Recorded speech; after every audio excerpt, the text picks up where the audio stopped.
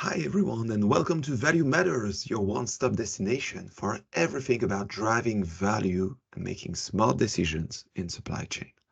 My name is Johann, and I'm your host, and I'm here to bring you the insights, the success stories, the strategies from experts from all around the world. And today, I'm pretty excited as we'll address a topic I'm sure most of supply chain leaders and supply chain practitioners are, I would say, unfamiliar with, or at least they are at least uncomfortable with it. It's a topic that's directly related to the management of uncertainty in supply chain. And I would say that making decisions under uncertainty is kind of the core or of supply chain, the definition of a supply chain itself. So if your decisions on paper doesn't deliver as expected as in real life, you'll probably be very interested in this fifth episode of Value Matters, as we'll be discussing probabilistic forecasting and probabilistic decision making. So welcome on board, fasten your seatbelts, and get ready for a deep dive into the world of value creation in supply chain. It's really time to make value matters.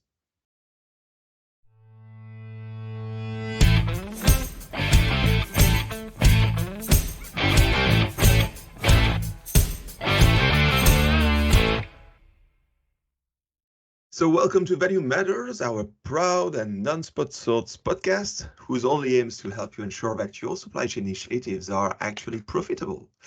Today, I'm really 100% excited and thrilled to be joined in this episode by Stefan de Kok, who is actually joining us from the Netherlands. Hi, Stefan. So Stefan is a well-recognized thought leader in supply chain. He's extensively writing about it, both on LinkedIn as a personal writer, but also he's writing articles and blog posts for companies such as Kinaxis and O9. He's a great expert in demand planning with more than 25 years of consulting experience in this area. He is the co-founder and CEO of a company called Wahupa, a software editor that specializes in probabilistic solutions, probabilistic algorithms, probabilistic metrics, all applied to supply chain. And until very recently, he has acted as a column editor for the Foresight magazine. And if I'm still right, he is heavily working on a writing project of a comprehensive book covering probabilistic forecasting. So this definitely puts you, Stefan, on the list for this Value Matters episode about probabilistic forecasting and probabilistic decision making. So welcome to the show, Stefan. Thank you for having me, Johan. Happy to be here. And my pleasure, really. Maybe to start, can you tell us a little bit more about yourself, your professional journey so far, how it led you to maybe to supply chain and to probabilistic forecasting in supply chain? Sure. Yeah, so I graduated from Delft University in applied mathematics. My most hated subject was statistics, and now it's almost all I do, and I'm thoroughly enjoying it. Right out of university, I spent my entire career in supply chain software, performing all kinds of roles for multiple competing software systems. Implemented design, managed production scheduling, supply chain planning, optimization, forecasting systems as an employee. And then in 2003, I started for myself, designing and prototyping what would ultimately become Wahupa. And I was alternating that with projects or employment at times to pay the bills. So often I thought I'd figured it out.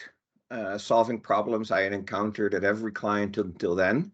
But then I kept running into the same problems over and over again. And the first big epiphany I had was that all planning needs to be probabilistic. Supply chain is uncertain, yet we treat it as if it is certain in our plans. And when I tested probabilistic planning in the prototype, I found it didn't help much.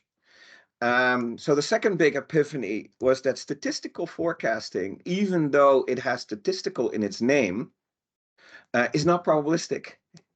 It predicts points, not distributions. Now, today that might seem obvious, but back then nobody talked about probabilistic. In fact, even later, I was the only one blogging about probabilistic planning and forecasting for years until others like Locat and Vecchia, entered the scene. But I found that once forecasting was done probabilistically, then probabilistic planning also started to work. So probabilistic forecasting to me is the key ingredient, right? It covers the largest portion of uncertainty. And my last epiphany, relevant here, I think, is that it has become clear that our metrics also need to be probabilistic. So all the work companies like ours are doing to make better plans, yet we still measure them with these myopic measures like MAPE or MAE or RMSE, and they're all based on a naive assumption that forecast error is meaningful. But it cannot be, since it only measures the point, which has very little impact on business disruption, right? Well, we should be focusing on the distribution, since all the margin erosion occurs at the tail ends of those. And that's really what my journey has been, and where I'm at today. Okay, and you mentioned Wahupa, your company. Can you share maybe a little bit more details about the kind of services or features that this software covers, the kind of maybe customers that you're targeting? Yeah, so Wahupa started off intended to be an end-to-end probabilistic planning platform for small and medium supply chain companies. And possibly in the future, we will return to that. But since COVID, and we were talking to clients, and suddenly everyone said, "Hey, we're sitting at home for the next foreseeable future." We pivoted, and we started building probabilistic engines for third-party platform supply chain platform providers.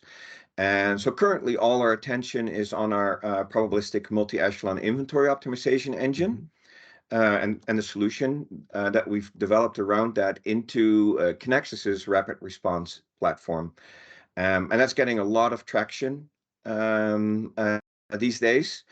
And we're further developing and providing implementation services for that. And it's really keeping us from doing anything else these days. So all my focus is on probabilistic MEIO, as we call it, multi-echelon inventory optimization at the moment. Okay, awesome. So, as we said in this episode, we'll be discussing probabilistic forecasting. So, here's the agenda I propose to our listeners. First, we try to start with the beginning and introduce and define what probabilistic mean in this context, although you already touched it a little bit, and we try to make it really clear to our listeners. And then, because this is podcast called Value Matters, of course, we'll try to dive into the benefits of this different way of thinking the forecast and thinking the way we make decisions in supply chain. What's the added value, but also what are the reasons why few companies actually benefits from such approach. It's not yet as mainstream as it's supposed to be. So that's kind of interesting to discuss the potential obstacles one might face when trying to enter such a journey.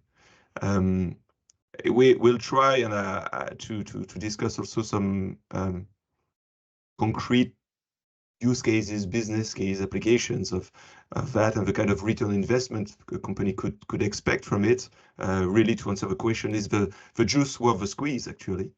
And given your experience and your long track record in promoting such initiatives, I really hope that we will benefit from your advice and guidance on how to effectively turn a company from a deterministic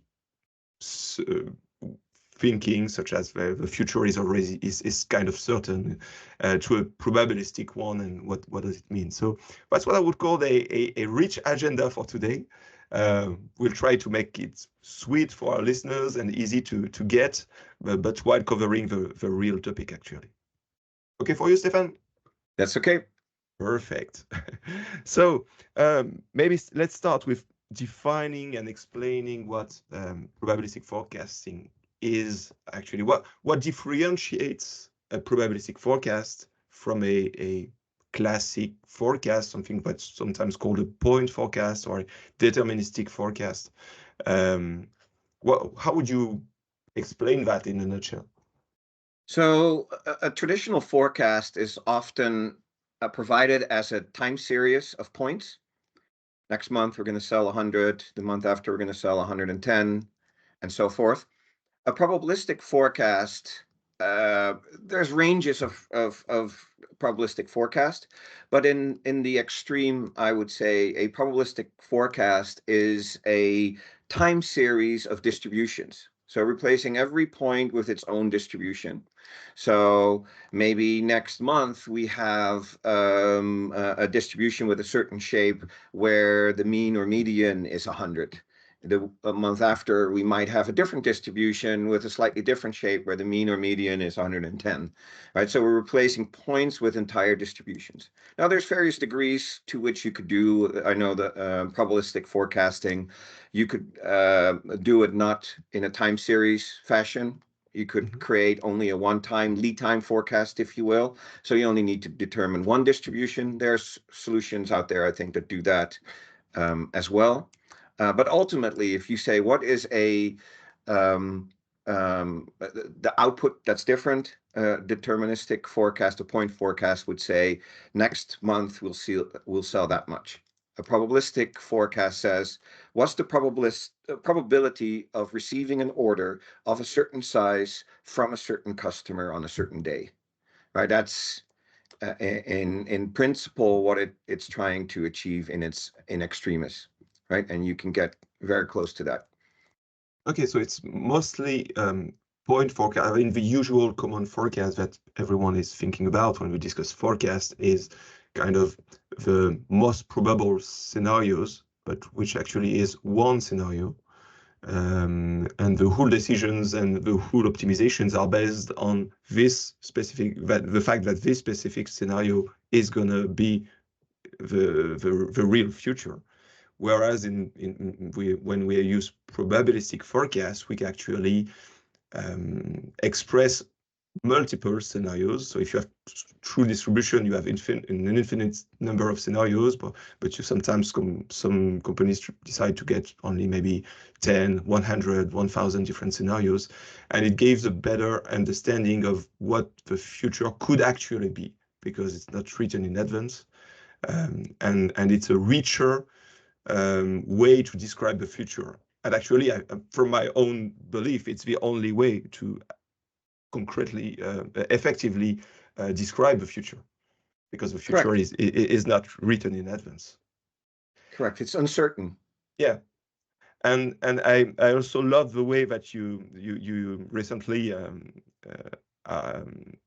expressed it, that a point forecast is to a certain extent a naive probabilistic forecast, in the sense that most of the time we know that the future is not going to be that specific forecast exactly, and we then take some assumptions about the uncertainty around that, and usually we use standard deviations, and we make the assumptions that there's a normal distribution of the uncertainty around this specific forecast.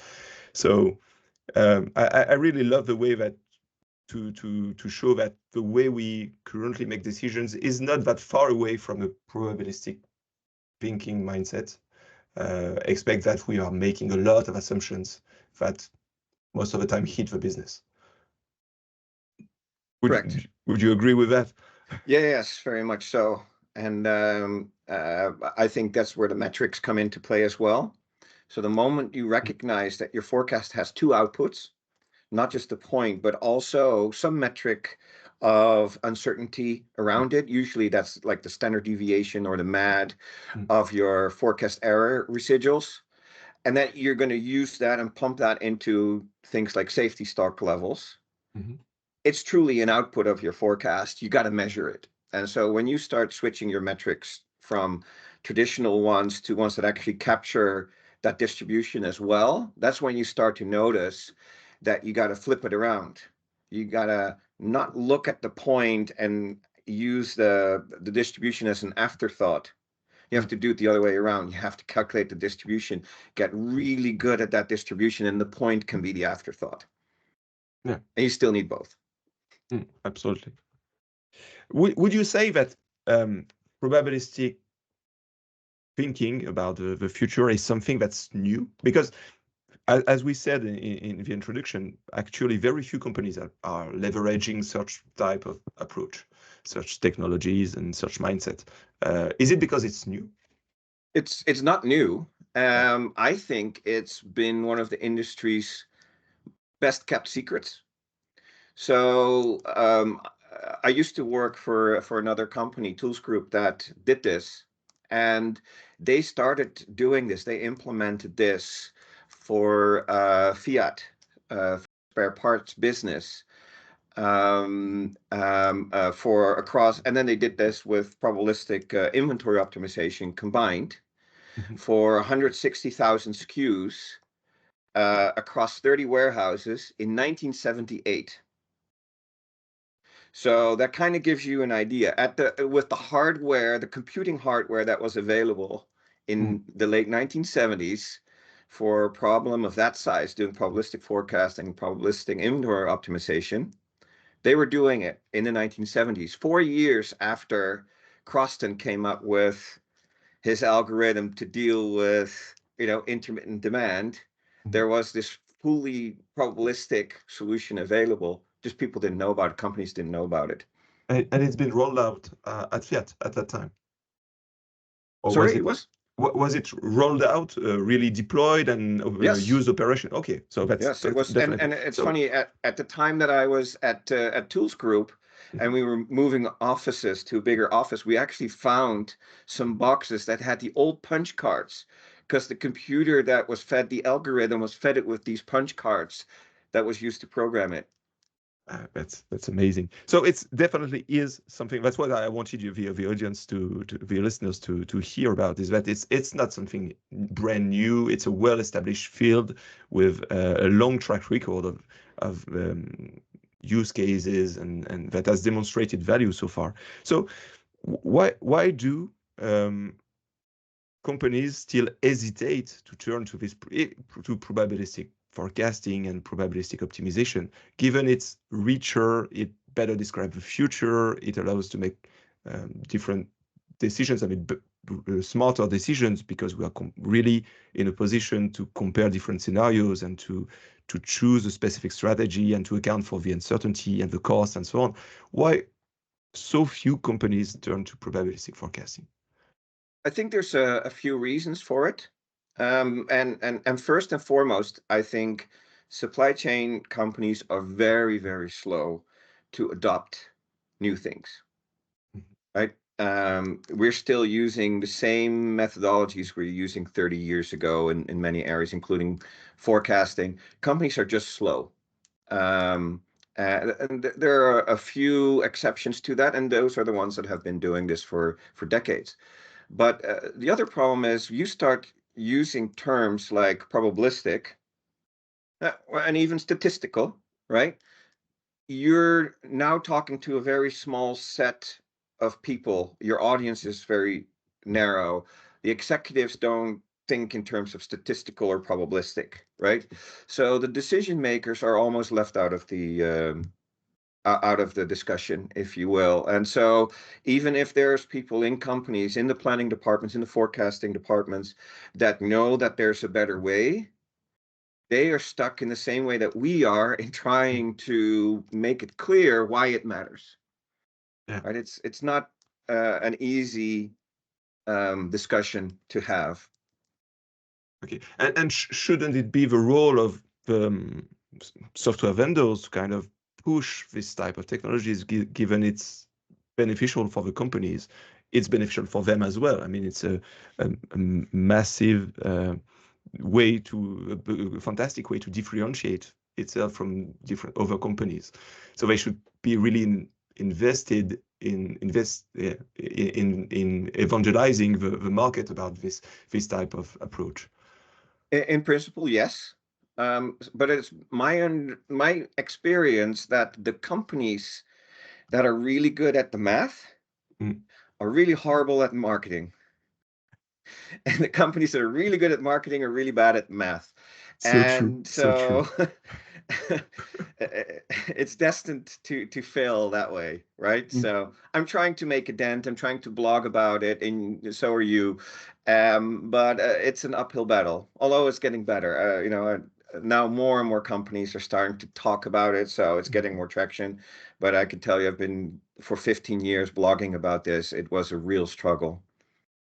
Yeah, it's definitely true that yeah, the best marketers might not be the best mathematicians or statisticians or the one that who truly want to change the way companies make business. Because let's also admit that from a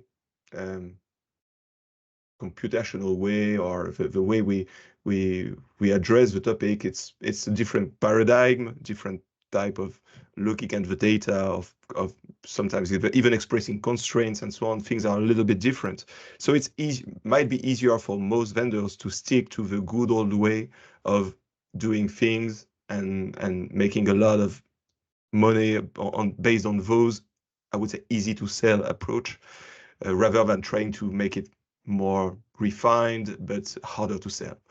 So that might be part of the reason also.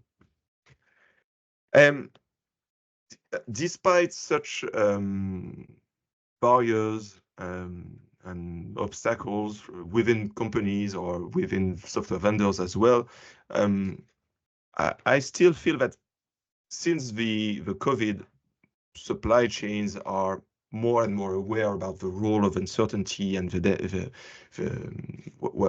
how it could eat their business, and they are more and more interested in such type of initiatives. I mean, they really felt the pain at that point.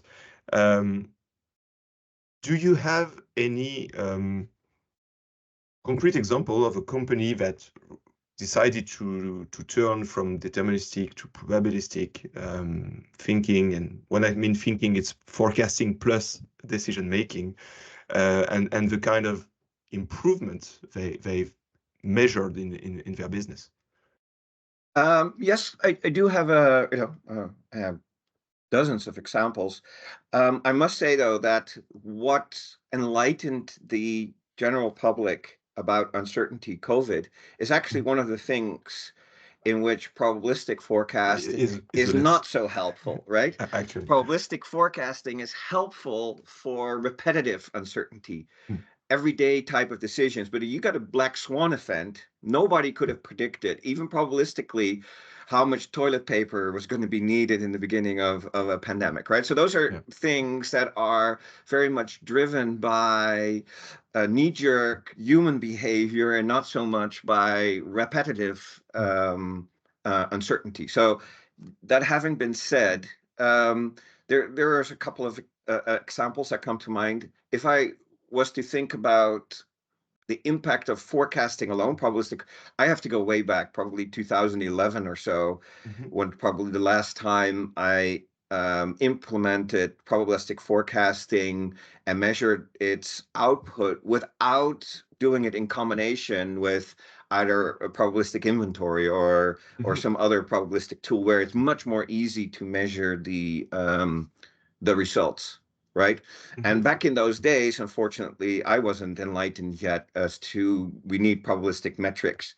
But even in back then, there was a client, Colgate, that basically used the bread and butter of what we were doing back then was replacing SAP's APO forecasting engine. So leave the SAP in place, but only rip out the math and replace it with our math.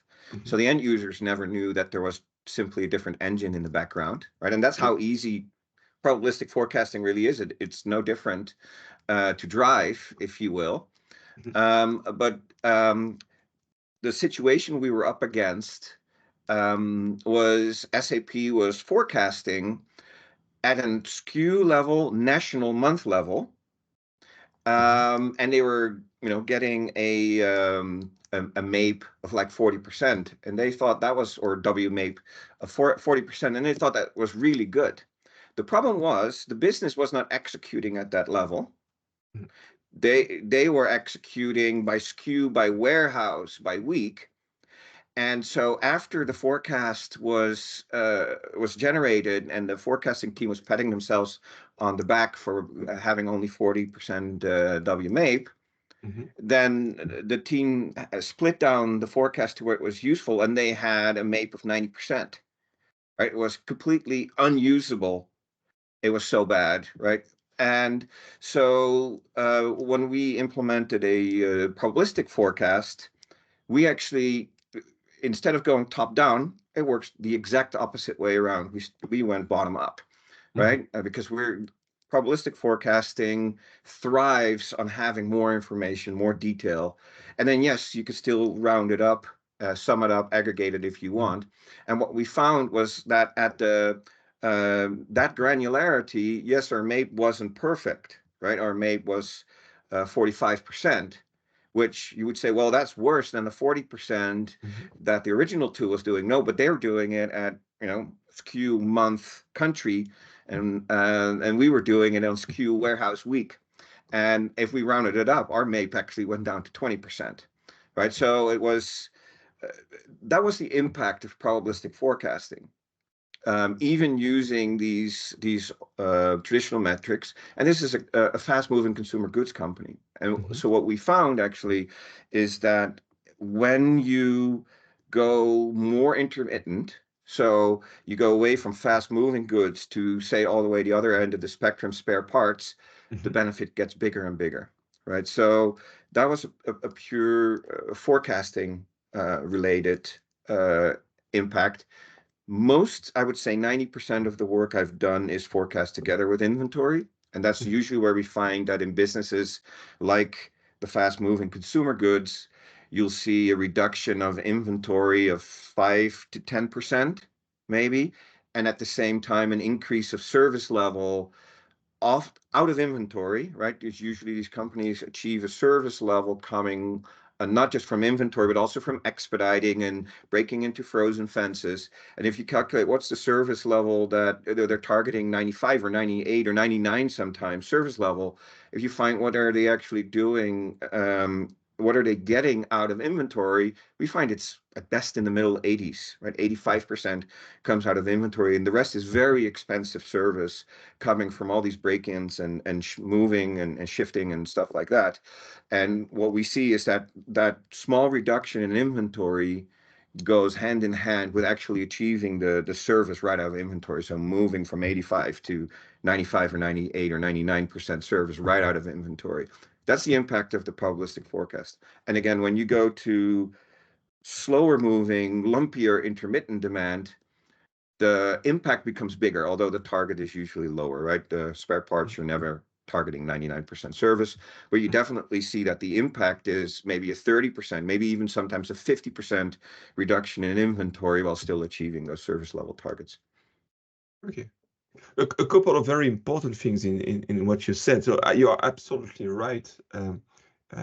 Probabilistic it's important that it's to be clear in everyone's mind. Probabilistic forecasting is not about being able to predict what's called black swans. I mean, very atypical events that no one is able to predict. No one could have predicted that a ship would have just break a bridge in Baltimore recently, or that the war would start in that specific kind of part of the world, or etc. And this is not what probabilistic forecasting is about. So when we judge or look at such forecasts or such capabilities, it's important to be clear about that from the beginning.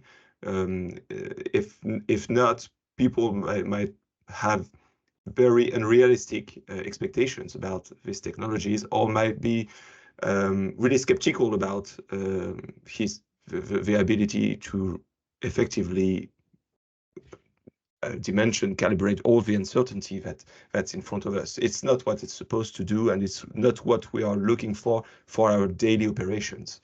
Other types of uncertainty, black swans, should be dealt differently through other types of approach and maybe more responsive approach to such events. So that's one of the point that I really wanted to highlight from what you expressed. Also the role of the importance of the metric.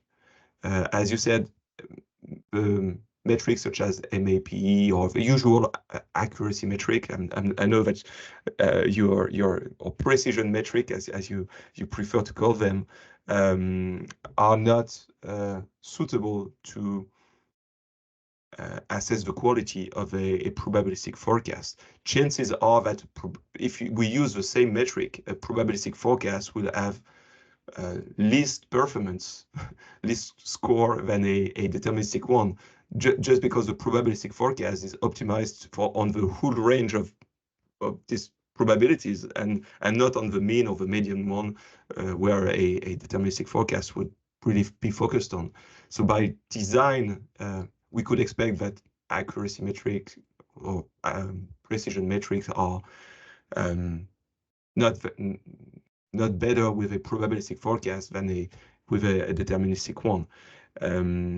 But it's not an issue at all, because as you also said, what matters when it comes to inventory optimization, for example, is not only the most probable scenarios, but it's also as important to really correctly size the safety stock, which is considering the 95th percentile or the 98th percentile, etc. Something that's totally discarded and ignored with the deterministic forecast. So I have a question regarding the Colgate initiative that you mentioned. You said you basically replaced SAP APO forecast engine with a probabilistic one, and then feed the results back into the SAP APO so that it was totally transparent for the end users. But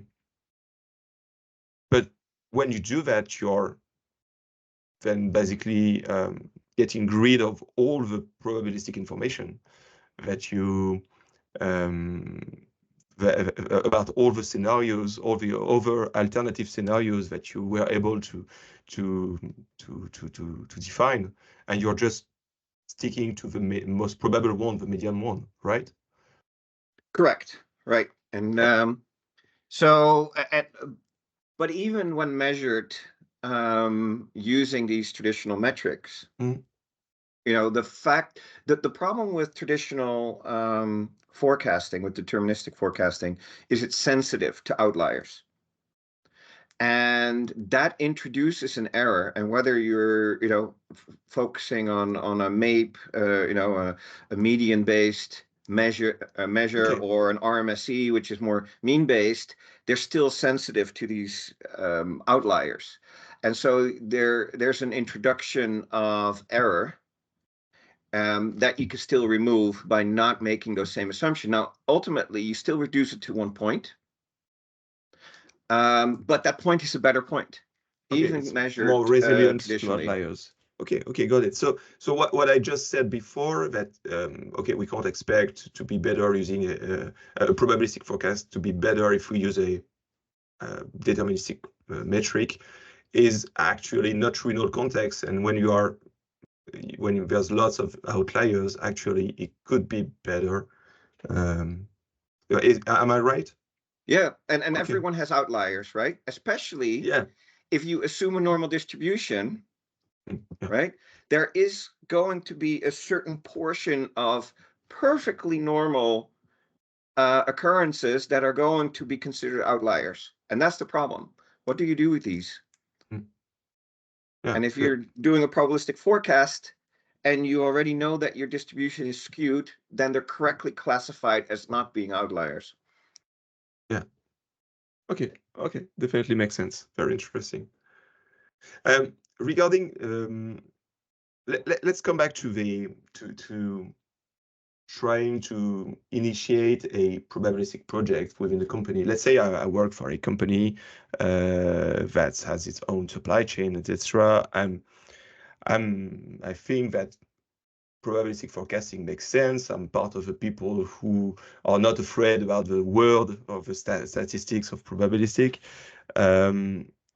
but I have to kind of convince leaders within the company to really give a chance to such initiatives and to see the value in such initiatives.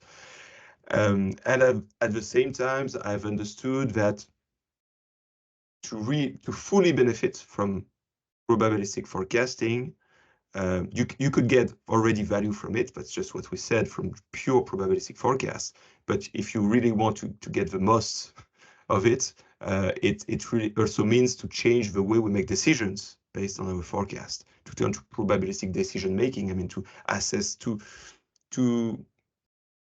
scenarios, to consider maybe costs that are in the decision, to really see what's the best bet in terms of scenario, what's the best bet in terms of decision, sorry, that should be made.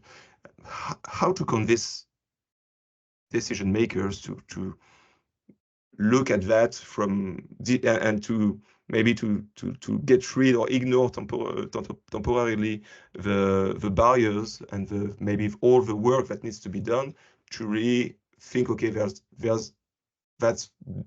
what's really needed for our company if we want really to perform and to change the way we make things and to make smarter decisions. How would you recommend someone to trigger this? So I think there's two different approaches that you could take. Now, back in the old days, when I was temporarily employed, we were doing these proofs of value, if you will. So as a company, you could say, you know what you're telling us about probabilistic forecasting sounds reasonable, but I'm having trouble believing it. Well, let's take a small scope. Let's take a portion of your supply chain and a portion of your SKUs and run a little exercise and then see what the impact is, right? That's one way to do it. Now, the problem is that there's usually, some cost to doing that. And that might be a barrier, like, because you could get, a Forecast Pro off the shelf for, very little money.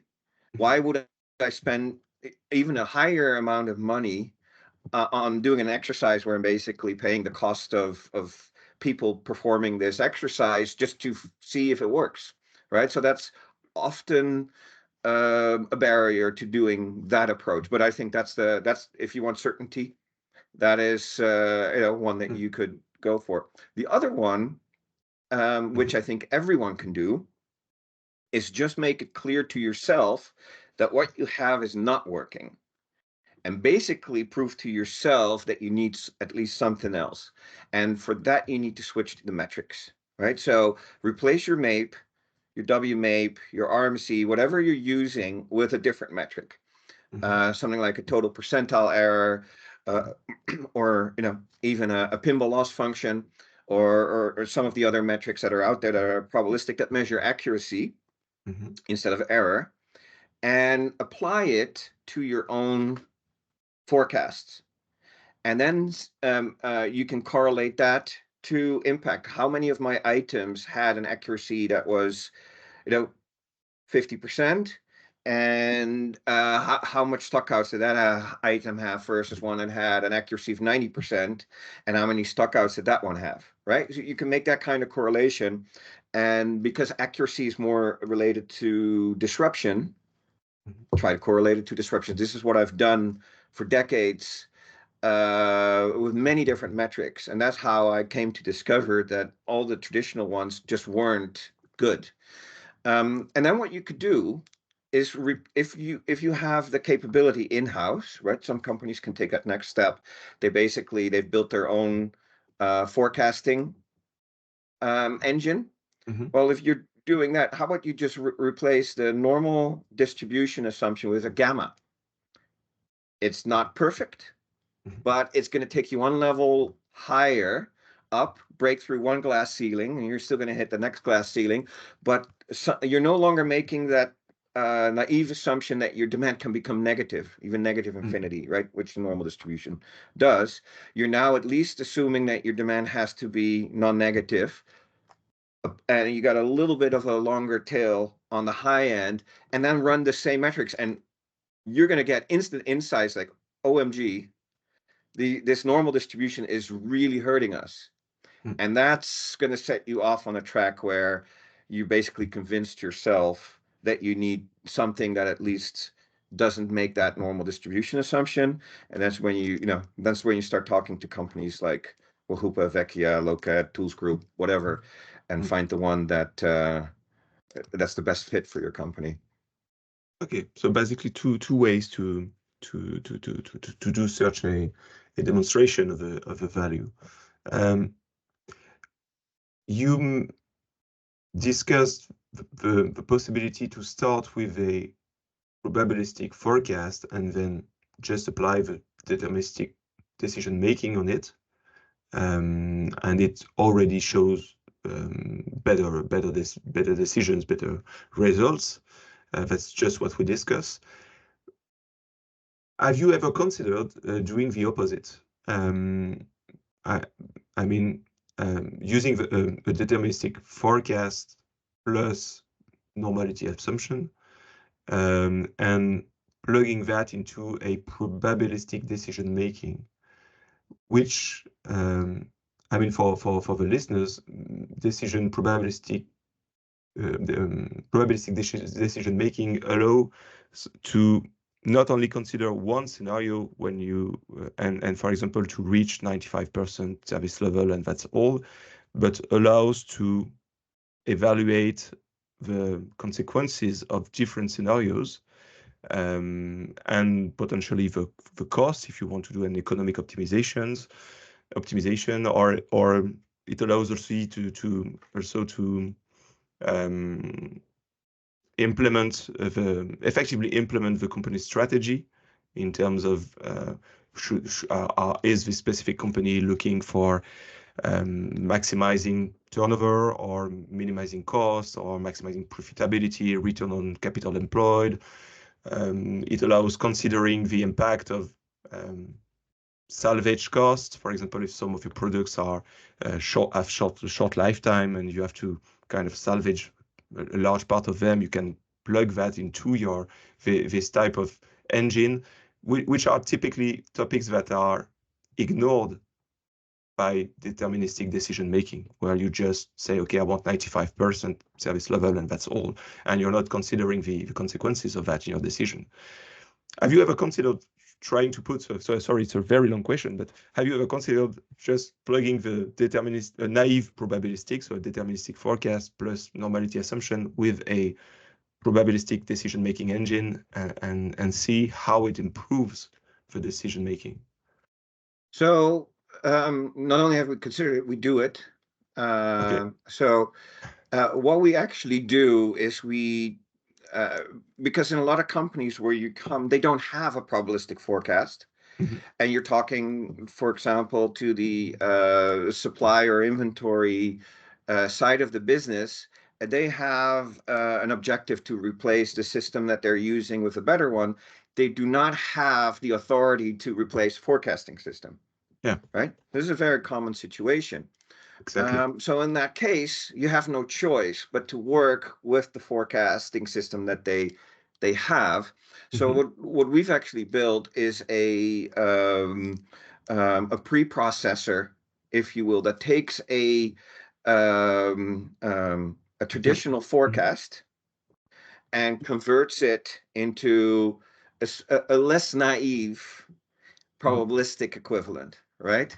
Okay. So yes, we'll need more historic data. We need also the historic actual demands and the historical forecast to determine what happened in the past so that we can assume what's the remaining uncertainty for the forecast in the future. But yeah, we do that as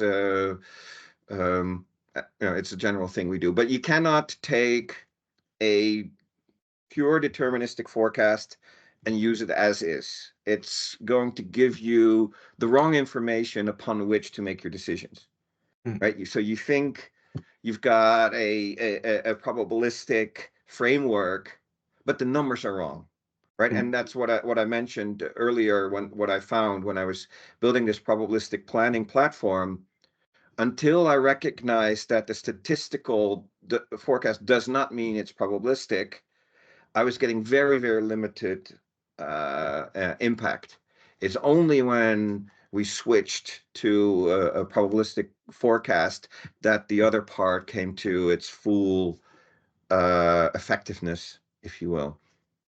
Okay, okay, and this opens up a lot of or decrease the entry barriers to turning probabilistic, because as you mentioned, in most companies there's a department in charge of demand planning and another department in charge of making decisions based on those, and if you want to benefit of the highest effectiveness of such initiatives, you have to upgrade their, not only the technology, the way they do their activities, but also the mindset, the tooling, sometimes the metrics as well, etc. And it might be a chicken and egg kind of problem, but as you mentioned, it's totally possible to start with the forecast, improve it, and make better decisions, while keeping the deterministic way of making decisions, or the opposite is also possible. So it's not necessarily a big bang within the company where everyone should be aligned at once. There are steps that are easier to take for a company to turn probabilistic, and I think it's really important for people to be aware of that, so they're not really kind of saying, okay, this is definitely what we should do, but we can't, because it's such a big move that we can't afford such a move. Yep. Actually, it is possible. Yeah, and that preprocessor, it's not complex math, right? So it's to generate a true probabilistic forecast is quite complex to do, right? You really do need companies that understand the math more than the marketing. But if all you did was take an existing deterministic forecast and get better estimations of the distribution around it, that's not too hard. It's not that's not rocket science. So that's but of course you're going to hit a ceiling that you won't hit if you had a true probabilistic forecast instead. But yeah, you're gonna get 80% of the benefit, if you will, over just using the deterministic one. So it's definitely worthwhile. Definitely. Are there any other prerequisites for a company to first ensure that everything is in place before trying to investigate such an approach, or launching a project, or POC or whatever? Is there a checklist of things that should be right first hand? So our bread and butter is in these companies that already have forecasting practices, right? If you don't have an existing forecasting practice, then usually organizational readiness is going to be some kind of barrier. But assuming that you've already been looking at statistical or using statistical forecasting for years, or or experimenting with other things, you already got everything you need, right? And there's an incremental data need for statistical forecast, over statistical forecast for probabilistic, but it's all data that you already have in your ERP system, right? Instead of using historical weekly or monthly demand total quantities at the granularity that you want to forecast, you want the actual individual sales orders, right? Okay. Those are in your ERP system, right? So the data is there. You just need to go a little more granular in what you feed the system. Everything else stays the same. Your process doesn't change much. All the methodology can stay the same. What we do find is that once you switch on a probabilistic forecasting engine from turning off the statistical one, that within months, people start touching the forecast less, right? So if you have demand planners that are overriding the forecast, that's going to decrease significantly within months, especially if we see companies measuring forecast value add, they'll recognize it right off the bat that, yes, they were improving the accuracy 55% of the time on the statistical one, and now they're improving it 10% of the time when they're, working off the probabilistic, and 90% of the time they're making it worse. They get told to take their hands off. And then, within months, you'll see that the end accuracy is going up dramatically. Yeah. You're here touching a topic. I did not thought about discussing this in this podcast, but that's, I think, definitely that makes sense. When you start leveraging probabilistic forecasts, the way you express these forecasts differently. So far, it fitted in an Excel spreadsheet, and you could say, okay, next week on this specific SKU, this specific location is going to be 100, and it fits within the cell. When you turn to probabilistic forecast, then you have different way to express this or to model this distribution, but usually it's not a single number that fits in a cell. So maybe one of the barriers or the issue that a company might face is sharing those forecasts from human to human, if they are used to leverage tools like Excel, for example, which is 99% of the companies. Isn't that an issue or barrier within for such a system? So earlier I mentioned that you could switch out like the normal distribution with the gamma. Yeah, I've done that in Excel, right? So using a traditional statistical forecast, as we mentioned, is like having a naive probabilistic distribution. Replacing that with a gamma is a less naive, still somewhat naive probabilistic forecast. You can still do that in Excel, right? I've done that quite a few times.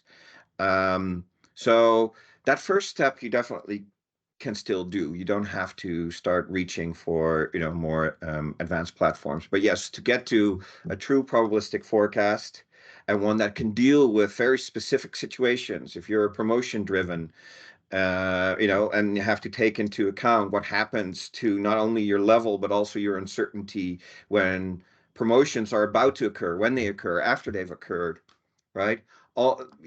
Now you're outside of the Excel realm for sure, but you can definitely get, the next step to see if there's an impact, and you'll notice it guaranteed, without having to make that decision that you want to exit Excel world if you're still in there. Okay, and you also mentioned the possibility to adjust a forecast, which is something which is quite usual in most companies, even though usually the figures are 50% of the adjustments improve the forecast, and 50% just makes it worse. Yet it's still something that's in a practice that's well established, and people are used to do that. How do you do that when you are using a probabilistic forecast? Are you adjusting the mean or the medium or the parameters of the distribution itself? Are you also reducing the uncertainty, given that I'm saying, okay, it was supposed to be 100 plus or minus, or with a certain distribution of uncertainty, and now because I have some specific extra information, I know I think it's going to be 120. Which means I want to change the forecast so that the mean or the median is more around 120.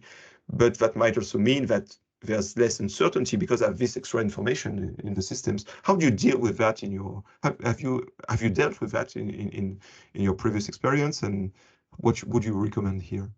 So what we do is we actually have two different approaches depending on politics within the client.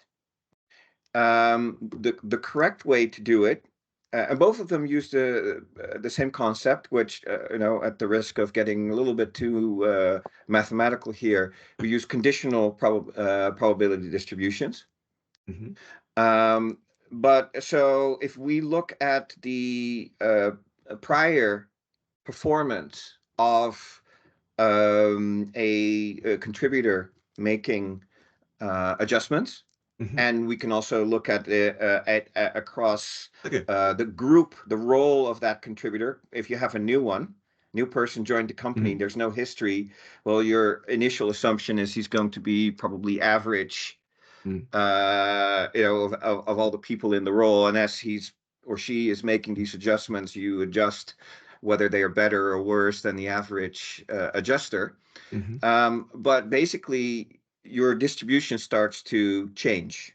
Usually, it starts to skew a little more. Sometimes it can get narrower. Sometimes it will get wider, right? If you imagine that a forecaster is making bad decisions, right, the error is going up.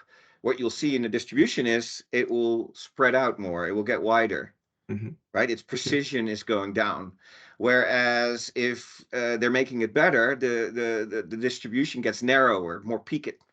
You're going to see that in the distribution, but also the center might move, right?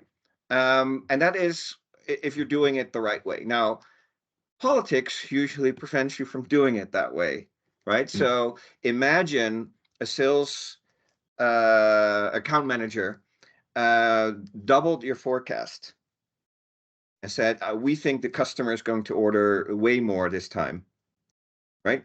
Now, if you had adjusted their one number forecast and made it lower because they historically showed a very large positive bias, the moment that it occurs, as it usually does, nobody's going to congratulate the forecasting system or the demand planner that they did it right.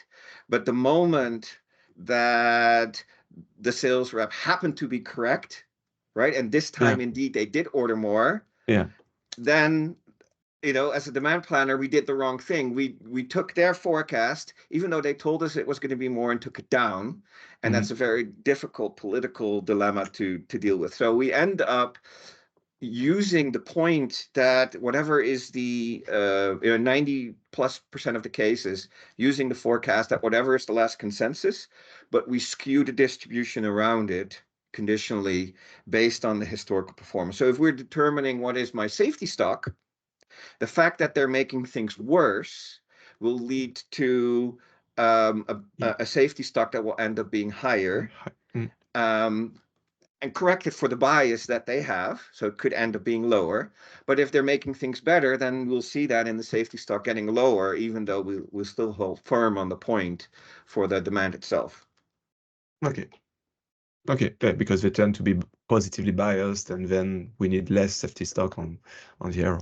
But it's a little bit of a non-scientific way of doing it, right? You have dealing with the politics. You have to stray from being pure, but that not all models are perfect, but some are useful. And this changes. That's just really where we're shifting away from being scientifically correct to being more useful. And to be politic proof within the company. Definitely. But that's very interesting approach. Thanks for sharing your experience in that. Maybe last question before we conclude.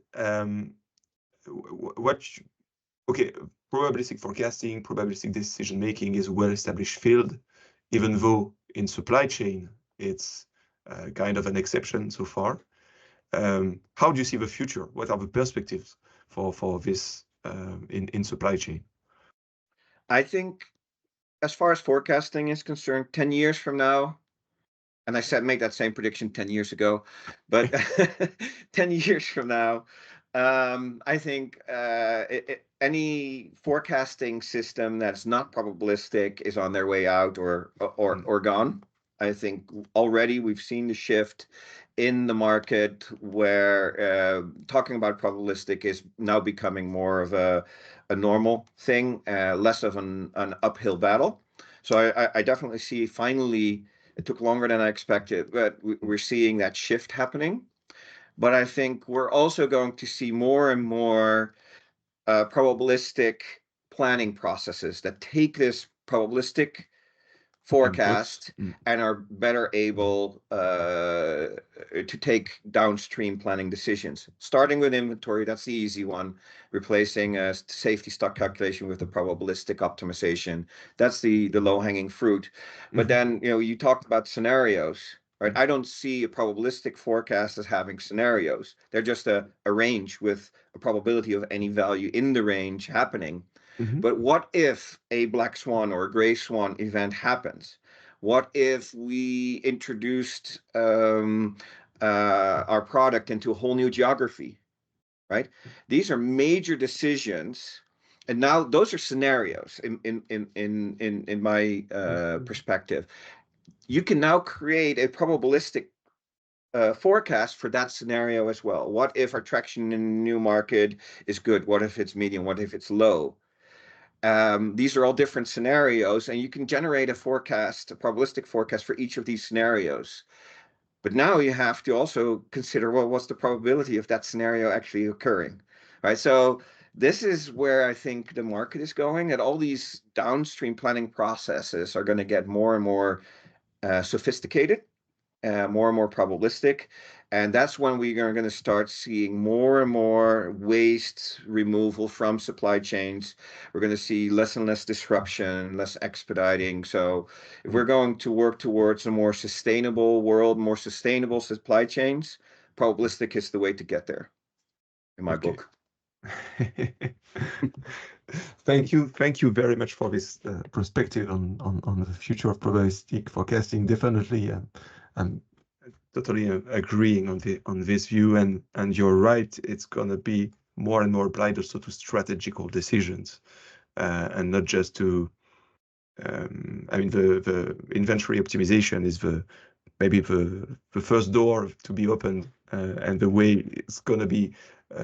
It's gonna enter our companies and the way we think about decisions, but then it's going to make a lot of change in multiple type of decisions, which are harder to take, which are poorly to take nowadays.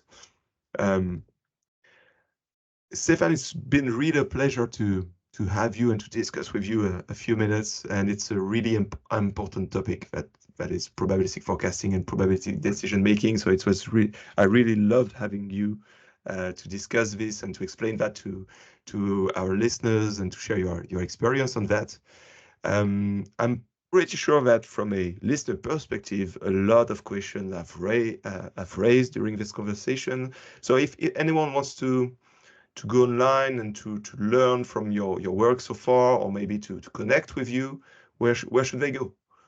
My center point where I start everything is LinkedIn. Yeah. LinkedIn.com/in/Wahupa.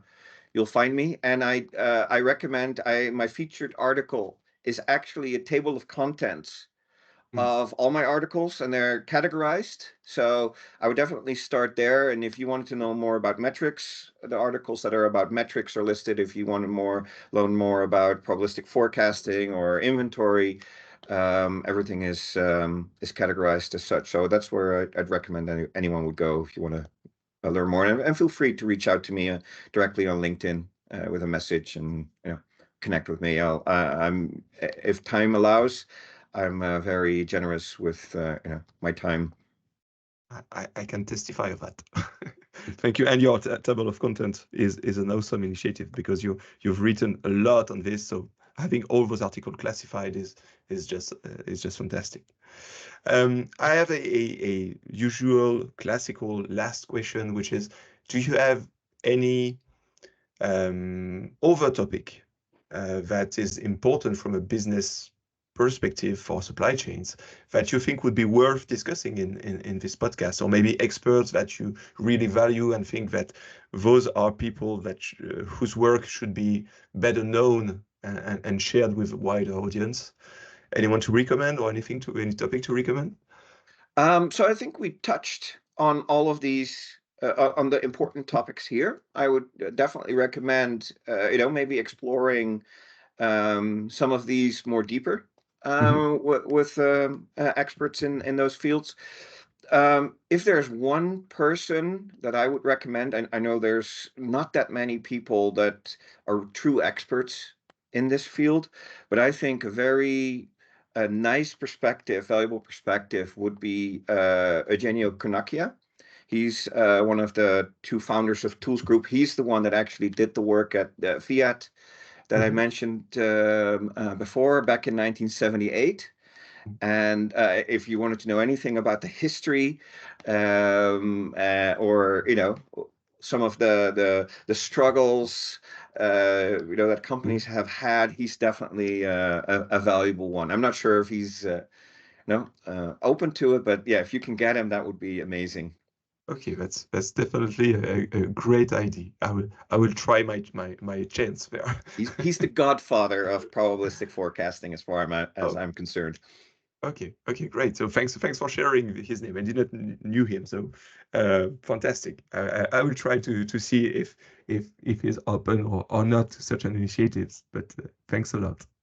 So Stefan, it's been fantastic having you for this episode. Very important episode. Thanks a lot for your time with us, and I hope to see you soon, Stefan. Likewise. Thank you for having me. Bye-bye.